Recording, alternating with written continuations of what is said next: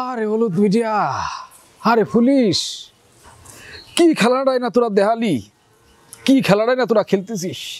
হ্যাঁ এই চাচা, কিরা জন্টু বিড় করে কি করছিস? বসে পড়ে এনি বিড় করে খবর না, জোরে তো কর কায়দা নেই। কি আর খবরে বাপ, এই দেশে হক কথা কর কায়দা নেই। কেন কি আইছে চাচা? কি আছে কেন তো শুনিস নি? ওই যে তরুণ প্রজন্মের একজন বক্তা, হ্যাঁ, সে ওই যে ৬-৭ দিন ধরে তো আজকে বাড়িতে নিখোঁজ হয়ে গেছে। অথচ একটা টিভি, একটা মিডিয়া বা একটা পেপার পত্রিকা কোনো জায়গায় তারা দেখায়নি।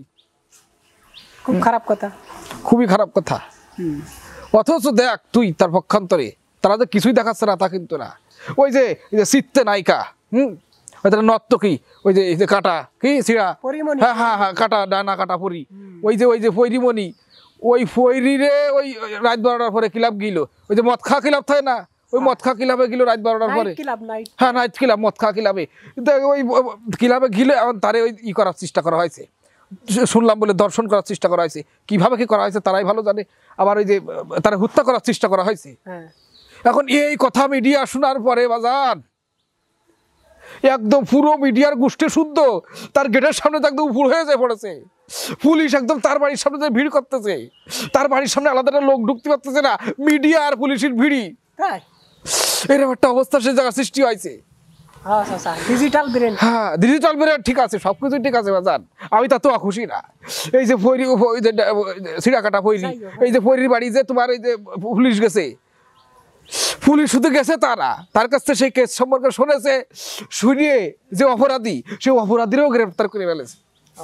সে বিচারও পাবে আশা করা যাচ্ছে। তাতে কিন্তু আমি খুশি না। সে পাক, সেটা নর্তকী হোক, সে যে মানেরই নায়িকা হোক না কেন, সে তো আমাদের দেশেরই জনগণ, সে তো একটা মেয়ে, তাই না?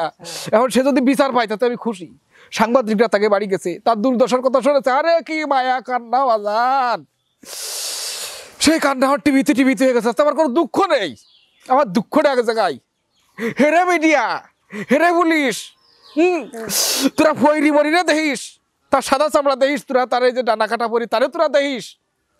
কিন্তু এই যে আদনান, মাওলানা আদনানের যে বউ, সে যে দাঁড়ে দাঁড়ে ঘুরে বেড়াচ্ছে, একটা জিডিও কেউ নিচ্ছে না, সে সব জায়গায় যে সন্ধান খুঁজে বেড়াচ্ছে।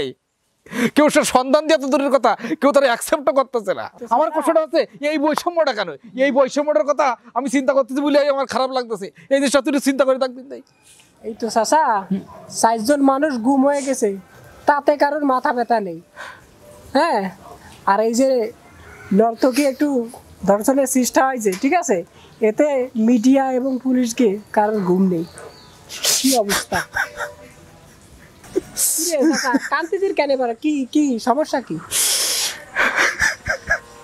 আরে তা কবি তো কি কি একটা কথা চিন্তা করে, হ্যাঁ কি কথা, আমার কষ্টের মুখটা ফাইটে যাচ্ছে।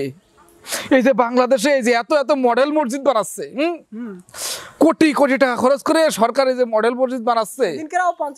হ্যাঁ সেদিন করে যে 50টা উদ্বোধন করলো, ভালো কাজ। হ্যাঁ এটা ভালো কাজ, সেটা আমি মানতেছি, কিন্তু কষ্টটা তো সেই জায়গা না। আমার কষ্টটা হচ্ছে মসজিদ হচ্ছে ঠিক আছে, এই মসজিদ আবাদ করবে কারা? আলেম ওলামারা করবে না? সেই একটা আলেমই যদি গুম হয়ে যায়, সেই আলেমই যদি নিখোঁজ হয়ে যায়, আলেমের একটা আলেমই যদি নির্যাতিত হয়, তাহলে এই মসজিদ আবাদ করবে কারা? কথাটা সত্যি। এই কথা চিন্তা করেই আমার খারাপটা লাগতেছে। এখন আমি তো বুড়ো হয়ে গেছি, আমি তো কিছু করতে পারবো না। তোরা জোয়ার আছিস, তোরা কিছু করতে পারবি জীবনে, তোরা এই দেশ দশের জন্য কিছু করতে পারবি। আচ্ছা বাজান, ওই যে তুই তো লেখাপড়া করতেছিস, তুই তো বড় কি হতে চাইলি? কি হবে, ইঞ্জিনিয়ার? ও হ্যাঁ, তুই তো ইঞ্জিনিয়ারিং ভর্তি চাইলি। কই কি ইঞ্জিনিয়ারিং না করে তুই একটা কাজ কর, তুই জার্নালিস্ট, মানে তুই সাংবাদিক হ। তুই সাংবাদিক হওয়া যান, কারণ এই বাংলাদেশে কিছু সৎ সাংবাদিকের এখন বড় প্রয়োজন, এখন খুব দরকার। এই হলুদ মিডিয়ার থেকে বাইরে আসে কিছু সৎ কথা, কিছু সাহসী কথাবার্তা, একদম সমাজের বাস্তব চিত্র এটা জাতির সামনে তুলে ধরার জন্য কিছু সৎ কিছু সাংবাদিক দরকার। না চাচা, আপনি ঠিক কথাই বলেছেন। এমন কিছু সাংবাদিক আমাকে বাংলাদেশের দরকার, যারা শুধু পয়রি মনে নিতে হবে না, যারা হাতদারের খবরগুলোও এই মিডিয়ার সামনে তুলে ধরবে। তুই কি পারবি না? ঠিক আছে চাচা, হ্যাঁ আমি আপনার কথা দিচ্ছি যে আমি সাংবাদিকই হব। সাংবাদিক হবি তো? যাক মাশাআল্লাহ, অন্তত আমি মরে গেলেও শান্তি পাবো যে আমার একটা ভাইপো আছে। অন্তত আমি তো কোনোদিনও ভালো কিছু মিডিয়ায় দেখা যেতে পারিনি, আমার একটা ভাইপো আছে, সে অন্তত ভবিষ্যতে এই মিডিয়ারে ভালো কিছু দেখাবে।